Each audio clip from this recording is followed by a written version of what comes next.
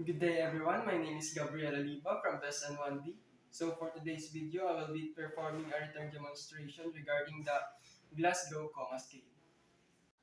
So the definition of the Glasgow Coma Scale, or GCS, is an assessment tool designed to note trends in a client's response to stimuli. The Glasgow Coma Scale can be used as an effective assessment tool in order to achieve a clear and objective evaluation of the patient's neurological status.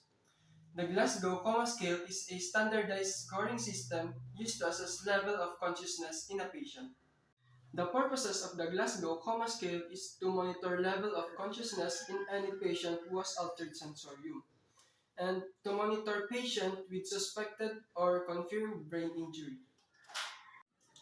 So the Glasgow Coma Scale has three aspects of the patient's behavior are observed and recorded: eye opening, verbal responses, and motor responses.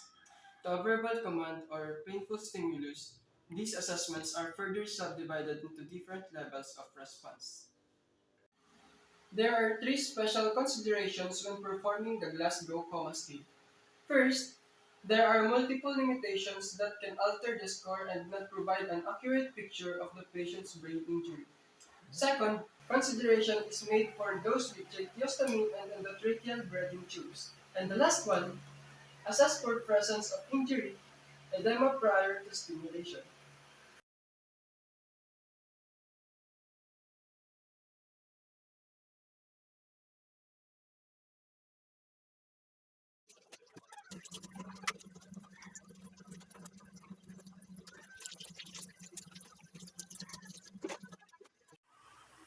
So, ang una po natin gagawin is identify the client. Good day, ma'am. Pwede ko po bang malaman ang buong pangalan mo po? Po? Check ko lang po yung wrist pulse mo po. Bago po tayo magsimula, siguraduhin po natin na nakasarado po ang pinto. And assuming po na meron po tayo ditong curtain or cortina, siguraduhin pong sarado rin po natin yun para sa privacy po ng ating patient. And para po hindi po siya ma-expose sa ibang clients or pasyente or sa ibang tao po. So, sisimulan na po natin. Ang una po We should natin wear gagawin is gloves to reduce the risk magpapakilala po of tayo sa patient contamination natin. and nosocomial Good afternoon, ma'am. infection. I am Gabriel Oliva, your student nurse from University of St. Anthony. Andito po ako ngayon para mag-perform ng Glasgow Coma Scale to monitor the level of consciousness mo po.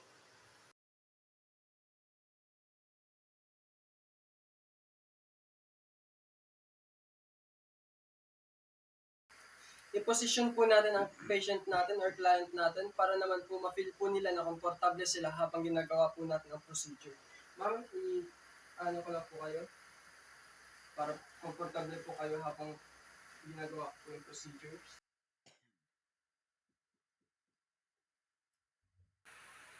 And now, i-determine naman po natin ang level of consciousness ng patient natin.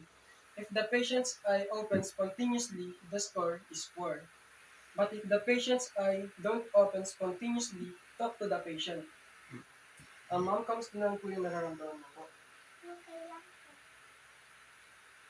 If the patient responded to sound, this will be scored as 3. If the patient doesn't respond to sound, assess the patient pain stimulus. If if the patient responded to sound, this will be scored as 2. Masakit po, ma'am? If there is no response at all, this will be scored as 1. Sa verbal response naman po tayo. Tanungin po natin ang patient natin about his name and kung ano pong araw ngayon. Kapag nasagot niya po yun ng tama, ang tanong natin, she will be scored as 5. Ma'am, pwede mo po bang ma-state ang name mo po sa akin? Alam mo po ba kung anong araw po ngayon? February 3, 2022. If the patient is confused, she will be scored as 4. Ma'am, pwede mo po bang masabi sa akin ang pangalan mo po?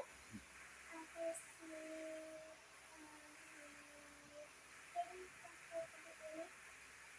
Pwede mo po ba ma'am sa akin masabi ang pangalan mo po? Ako si... If the patient answered inappropriate words, The score given will be 3. Ma'am, pwede mo po ba sa akin masabi ang buong pangalan mo po? Meron ako jowa. Hindi po, ma'am. Ang tanong ko po, pwede mo po ba sa akin masabi ang pangalan mo po? Kumain ako kahapon. The patient answered in an incomprehensible sound. The score will be 2. Ma'am, pwede ko po ba malaman ang buong pangalan mo, ma'am? Ah, Ang buong pangalan niyo po, ma'am.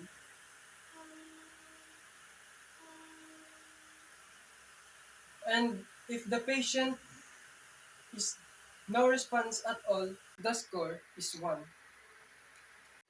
Motor response naman po tayo. Command the patient to know his best motor response. Ma'am, pwede mo po bang ilabas yung bilang mo po? If the patient does not obey command but localizes to pain, she will be scored as 5.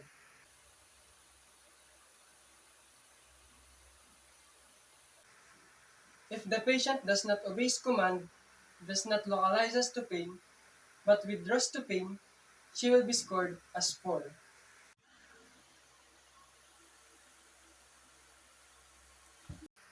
If the patient responds only with abnormal flexion, the score will be 3.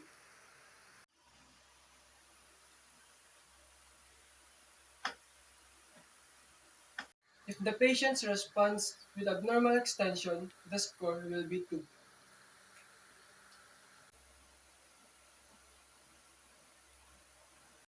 If there is no response at all, the score is 1. And that's all po for today's video. Thank you for watching.